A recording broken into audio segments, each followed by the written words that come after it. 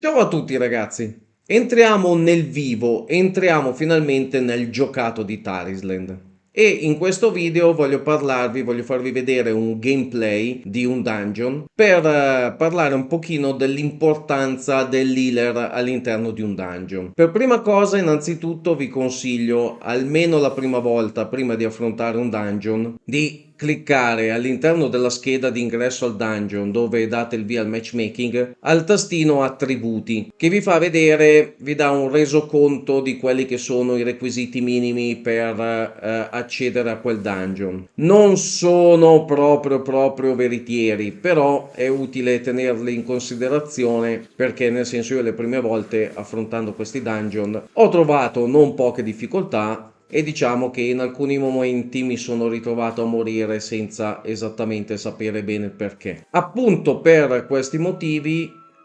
giocando io da healer come Phantom Priest ho trovato assolutissimamente necessario la presenza di un healer per riuscire a portare a termine questi dungeon. E tra l'altro l'healer deve fare anche un discreto lavoro, cioè non è proprio il personaggio che deve stare lì a guardare e non fare niente, tirare una curetta ogni tanto. È importante che l'healer sia presente e che continui a cambiare target per le cure, tenga sempre sotto controllo le barre della vita dei propri compagni, deve stare attento alle skill che fanno i mostri. Insomma, vediamo di proseguire con questo gameplay, vi faccio vedere alcuni punti di alcuni dungeon che ho giocato io in questi giorni e cerchiamo di capire un attimino bene come deve comportarsi l'healer all'interno di un dungeon e in particolare in questo caso come si deve comportare un healer che sta giocando una Phantom Priest. È fondamentale ragazzi avere sempre un occhio puntato sulle barre della vita dei membri del team. Come funziona la cura? Allora, sostanzialmente voi potete puntare col mouse l'avatar oppure il nome di uno dei vostri compagni, anche il vostro, perché ovviamente è importante che voi curiate anche voi stessi, perché essendo voi l'healer all'interno del gruppo, se morite voi vengono meno le cure all'interno del team e di conseguenza poco alla volta moriranno anche i vostri compagni, a meno che questi siano strapompati,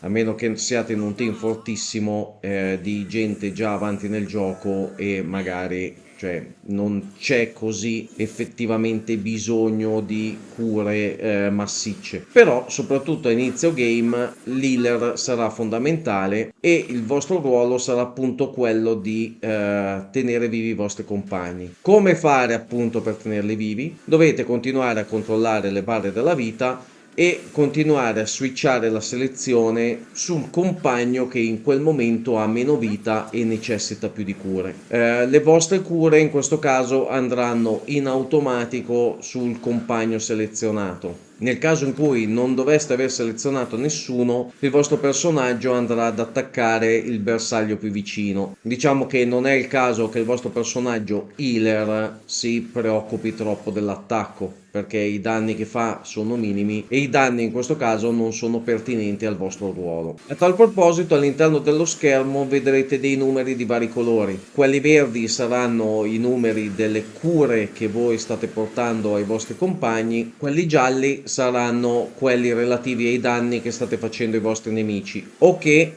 appunto come nel caso della Priest che stiamo prendendo in considerazione, la sua seconda skill va a targettare un personaggio per le cure, ma in contemporanea farà anche dei danni al bersaglio più vicino a quest'ultimo. Quindi giocando Phantom Priest curerete sì i vostri compagni, ma ci saranno alcune skill, alcune situazioni in cui le vostre skill faranno anche del danno ai vostri nemici ed è quindi importante riuscire a capire in quale sequenza lanciare le skill del vostro personaggio per poter massimizzare sia le cure che i danni ai vostri nemici.